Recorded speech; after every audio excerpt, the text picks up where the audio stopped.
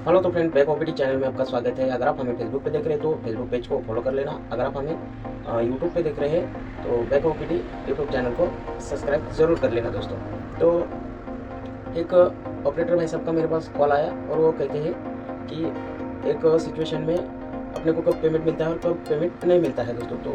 तो क्या हुआ दोस्तों, वो एक तारीख से समझ के पकड़ के चलो कि वो एक तारीख से किसी मालिक की तरफ काम के लिए गए, ऐसा उनका कहना था।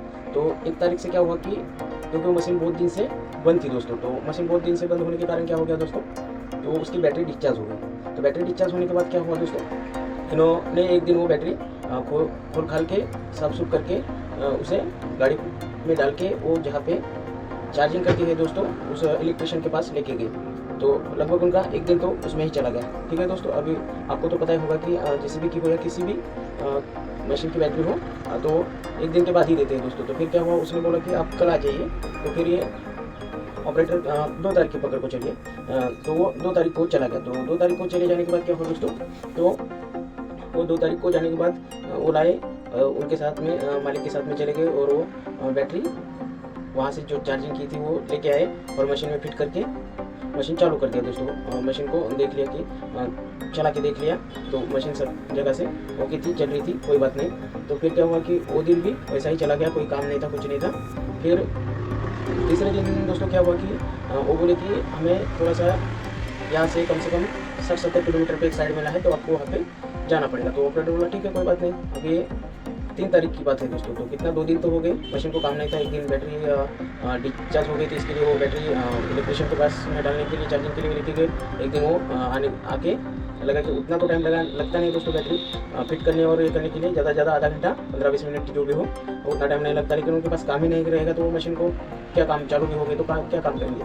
तो फिर क्या हुआ दोस्तों, अभी तीसरा दिन आ गया। तो तीसरे दिन में वो मालिक बोला कि हमें साइड मिल गया है 60-70 किलोमीटर लंबा, तो आपको लंबा जाना पड़ेगा। तो ऑपरेटर बोला ठीक है कोई बात नहीं, हम जाने के लिए तैयार हैं। तो वो तैयार हो गया, बैग भी लेके चला गया। तो क्या हुआ दोस्तों, अभी 3 तारीख को तो उनको जाने में ही समझो पकड़ के चलो चले गए। वहाँ पे 1, 2, 3 जो भी बजे यहाँ से निकले होंगे, तो एक दिन पकड़ के चलो हम जाने में उनका लग गया दोस्तों। तो फिर क्या हुआ, तो 4 तारीख आ गए, वो साइड पे पहुंच गए समझो उसी दिन। 3 तारीख को ही, ज़्यादा उतना लंबा नहीं था, तो उधर भी काम नहीं था, तो वो मशीन खड़ी थी। तो लगभग फिर 4 तारीख का दिन अभी चालू हो गया दोस्तों। तो 4 तारीख के दिन को भी काम ही नहीं, ऐसे करके लगभग 3-4 दिन मशीन वहाँ पे खड़ी रही दोस्तों। फिर क्या हुआ दोस्तों, उसके बाद में 1 महीना भरने के बाद वो ऑपरेटर ने बोला कि मेरा पेमेंट कीजिए। तो मालिक ने लगभग 7-8 दिन के बाद पेमेंट किया मेरे ख्याल से। तो उस पेमेंट में उन्होंने उसका पेमेंट कम निकाला। तो ऑपरेटर बोला इतना कम क्यों निकाले, मेरा जितना पेमेंट है आप उतना दे दीजिए। तो क्या हुआ दोस्तों, ऑपरेटर बोला कि इतना मेरा पेमेंट निकलता नहीं, ज़्यादा निकलता है। तो मालिक बोला ऐसे कैसे, तो वो बोला आप भी बताइए मेरे को आके कितना दिन में, 1 तारीख से अभी 30 तारीख तक कितना 1 महीना हो गया दोस्तों, ठीक है ना। तो फिर वो बोलने लगा कि जब तुम 1 तारीख को आए तो 1 तारीख को भी अपनी मशीन नहीं चली, बैटरी चेंज करने के लिए हमने इलेक्ट्रिशियन के पास लेके गए। उसके बाद में 2 तारीख को भी बैटरी लेके आए, ऐसा ही कुछ काम किया, लेकिन उसमें भी मशीन नहीं चली दोस्तों।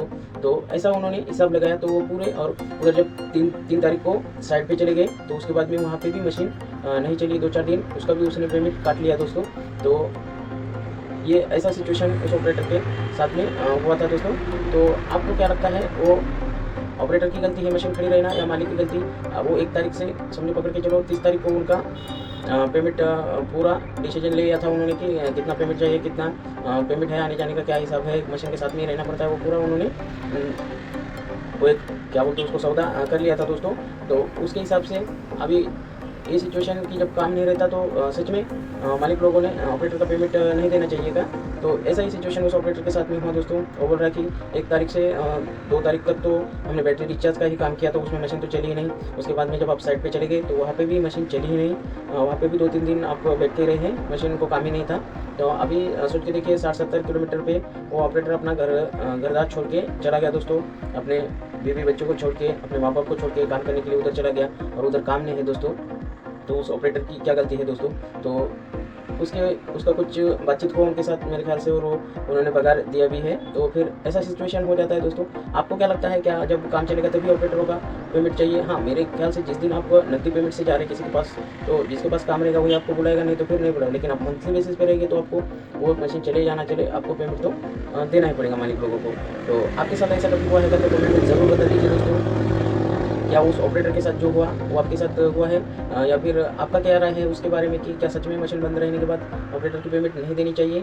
कमेंट में मुझे ज़रूर बता दीजिए दोस्तों। आपके कमेंट बहुत ही हमारे लिए हेल्पफुल साबित होते हैं दोस्तों, जिससे मुझे भी और हमारे व्यूअर्स को भी बहुत कुछ सीखने को मिल जाएगा दोस्तों। तो मिलते हैं किसी और ऐसे ही JCB स्टोरी के साथ में।